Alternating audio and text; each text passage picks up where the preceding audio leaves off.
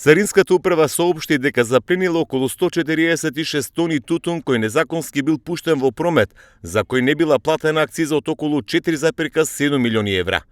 Станува збор за фирми од Гевгелија и Тетово, кои заедно со 3 одговорни лица заработија кривични пријави од страна на Царинската управа. До основното јавно обвинителство во Гевгелија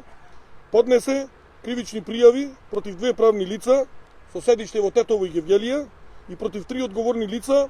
на правните субјекти, поради основано сомневање дека е сторено кривично дело, недозволено тргување со меѓупроизводи, етил алкохол и тутунски добра, односно стоки, што е казниво по член 60 став 5 и став 6 во врска со став 1 од Законот за акцизи.